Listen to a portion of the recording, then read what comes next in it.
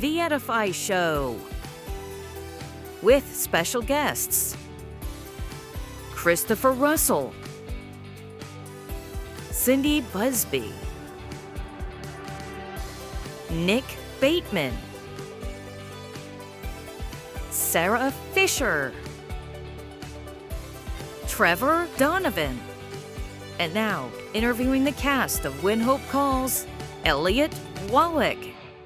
I'm so excited to talk to you guys. I'm the envy of Hardy's everywhere, not just because you're here, but I've actually seen every episode now of When Hope Calls, and all I have to say is they better make more. The hard part for me is I've got about 20 minutes to talk to all of you, and I could easily talk an hour to each of you. So Chris, first of all, good to see you again. To review, you play a Mountie sent to Brookfield because it's a quiet, peaceful town. And after all, what could happen? How did that work out for your character? Well, so I play Mountie Michael Fletcher, who is on medical leave because of an injury and another injury and another one on top of that he suffered while traveling around the country trying to track down gun runners and smugglers. So he takes over for Gabriel, who was in season 1. He's the constable of Brookfield, and Gabriel takes on Mountie Fletcher's position chasing down these gun smugglers. So Brookfield's supposed to be a bit of a cushy job. Turns out there's some other things going on around the town that Michael might have to take care of. So for any of you like Hardy action fans out there, Chris played the brother of Reacher. And honestly, Chris, I thought you were perfect for that role. And same thing here. Thank you. I can't picture anybody else playing that straight shooter, discipline, lives by his code, like super Mountie. Michael Fletcher. It's like a Mountie built in the basement out of parts from lesser Mounties. I'll take that. Thank you. Is there some part of you that relates to those kinds of characters because you play them really well? Well, there's definitely a part of me that wants to be like that. So having the opportunity to play them on screen is fantastic. When I first read the description for Michael Fletcher, I thought, finally, he takes care of business. He's like a legend across the country for all of his exploits.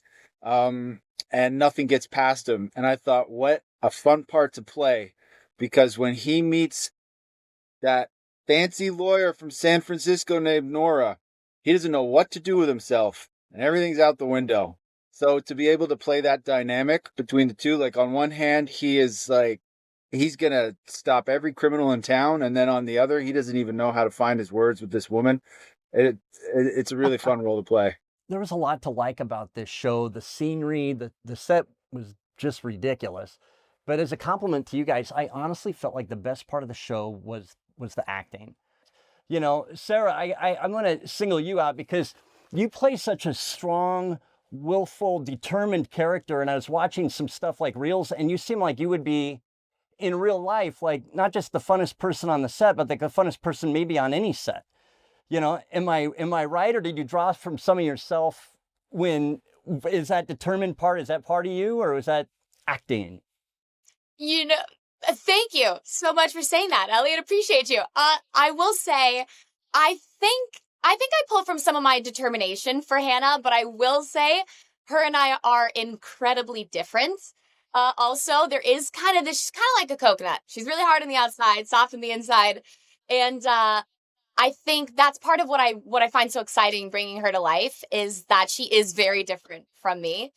And yeah, she finds her way back into Brookfield, back to where she grew up, and it shakes her world. And, you know, she's this city girl who's got a heart that belongs in the country. So she's kind of juggling these two different worlds and figuring out which one she belongs to, which you'll have to stay tuned to figure out. Yeah, I was enjoying that. I was enjoying yours and Nick's kind of story. You know, they're side by side, you know, and I can't help but compare the show to When Calls the Heart. I think there'd be a lot of people out there. And I think one of the big differences, at least from early Wind Calls the Heart, and don't write me letters, I said early, but the show really starts right away with an ensemble cast. And I'd find myself getting into each story, and then I'd be into this story and this story. Nick, I also was totally into your character. Truthfully, he was like cool. Like if you told me to hang up a barbed wire fence, I would probably do it. I don't even know how to do it. But could you describe your character to everybody? Yeah, Wyatt is a former rodeo star who turned rancher, and he is quiet, reserved. He doesn't speak a lot, but when he does, it carries weight.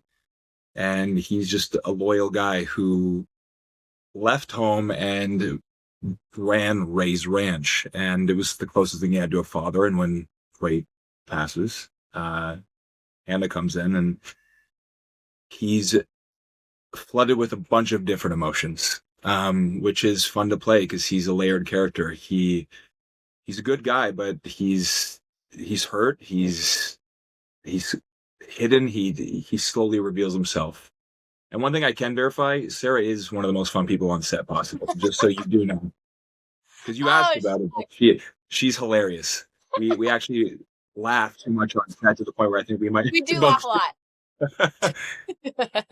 But yeah, no, Wyatt's a very fun, reserved character, and one of my favorite things about it was getting to be one of the meaner. Like, a lot of these shows have very pleasant, strong characters, and they don't make a lot of room for people to be not mean, but a little rough around the edges. And I like that Wyatt is that, and he gets to be rough and then slowly reveal his nice side. And it's a slow burn type of a thing. And I think that's more rewarding when you kind of see someone who's rough and rugged let out a little smile, and they're like, oh, I caught that. They smiled.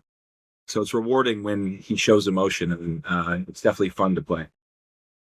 Yeah, I was kind of curious, just sort of see where my insights were, but I had this feeling that you might be pretty similar to your character. He's more reserved. I think in person, I talk too much. I'm a blabbermouth. So Wyatt is a little more reserved. He picks the right time to speak, which I envy that in a human being. I think it's endearing when someone chooses the right time to talk and the right time not to talk. So the one thing I do feel similar to Wyatt is his loyalty. I view myself as a very loyal person. If someone does something good for me or does something for me, I'll have their back to the end. And Wyatt's that type of person. And it's fun to have those similarities, and then also fun to not have the similarities and play something that you would like to be.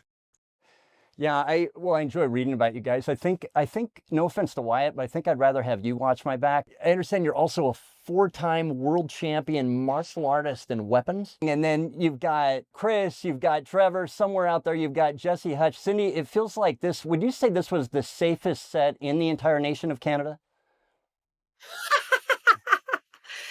I mean, I had my dog on set too, so yeah, I'd say it was pretty safe. Yeah, I always, I thought when I saw the dog in the show, I thought, why didn't they use the Chihuahua? I mean, it's right there. I mean, could have worked out.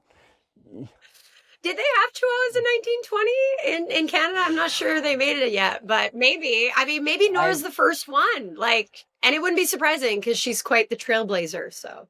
It's funny, when I posted something and I talked about, the show, and I'm like, and the show's just like got Mounties all over the place, and then, not to give anything away, but you have like that one scene where you've got all the Mounties just riding in to fight for good. Trevor, first of all, I've never actually met you, but I can see your chest on a clear day if I get on top of my house. And I know that, Did I hear that right? Yeah, I don't know, the sound was bad. What can you tell me about Constable Jim Reynolds? He and Fletcher go way back, which you find out pretty much immediately upon his introduction. And you find out pretty quick, too, that he's very much by the book. There's a little speech in there with Fletcher and I about basically telling him, Mounties don't have any time for women or for relationships or love outside of the job. Yeah, well, two things with you. One, I was actually excited to meet you just because I was talking a little bit with this earlier, but you've got a phenomenal reputation. When I talked to Brian, loves you, speaks so well of you. Jen Lilly spoke so well of you. Brandon spoke so well of you. And now Chris speaks so well of you. So you must be like a super nice guy. The other thing, and this was kind of an interesting thing, but one area in the show that I thought about you is when there were a couple people on the horse, and I kept seeing that fog coming up. You guys were working in some pretty cold conditions, like you had to be. Yes, it was freezing. And I had just flown up from Kentucky when it was 95 degrees, and we get up there and it's freezing cold. Yeah, and we were working those nights. Like, I mean, you guys were up there for a couple months. I mean, just bone aching cold. Yeah, well, I've been doing some research on you, and the thing I kept seeing with you is I knew you were doing the cold plunges, and then you were also on the U.S. teen ski team, and I kept thinking, I thought, does cold even bother this guy? Because if I had your body fat, I'd wear a coat when I open the refrigerator. Like, do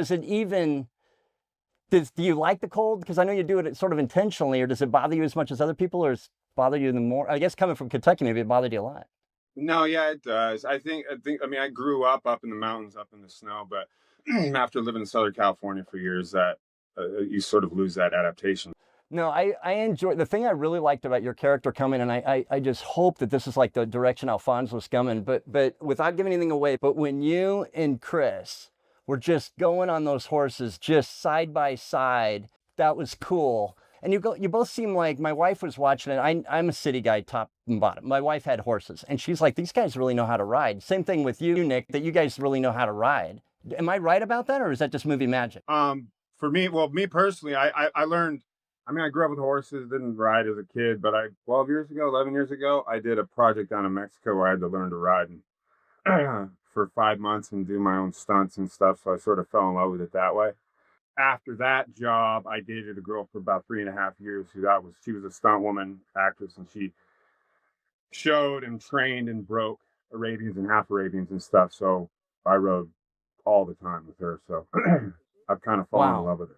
Wow. Well, yeah. It took, I mean, Cindy, obviously, I think, what did I see? How many 50 something episodes of Heartland. I mean, I got to think you've done so much in your career. I mean, you've worked with Steve Martin, you've worked in like rural China and all of this. I mean, and you've just developed these skill sets along the way. How did Win-Hope Calls, like, how did it compare to this variety of careers? I know that, you know, I know that you love your co-star, Chris. I mean, this is like, I think, number 5 for you guys. Yeah. What was different about Win-Hope Calls than some of the other things that you've worked on? Oh, wow. Well, there were a lot of things. The fact that it was, you know, a period piece. I've only done a couple of those. You know, the idea that I got to play such an incredibly strong woman in 1920, one that really represents, you know, being strong and capable and loving and vulnerable.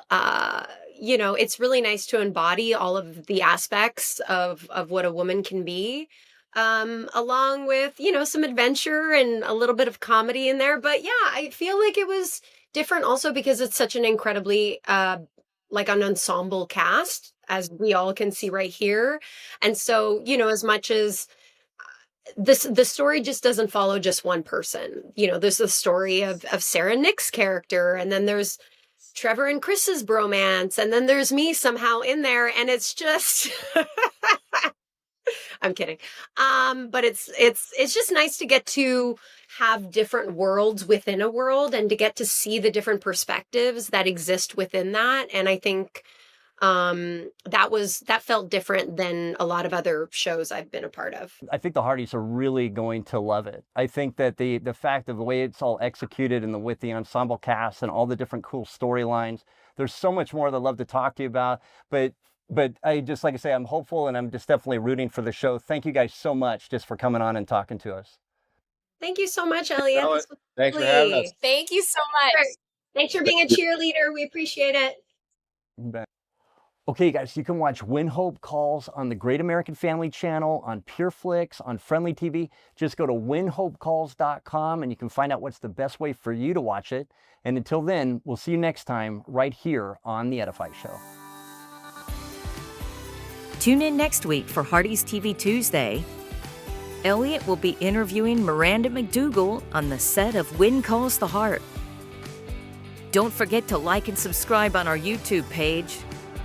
And never miss a thing when you register at hardys.com, where people around the world are coming together to support inspiring entertainment. And we'll see you next week on The Edify Show.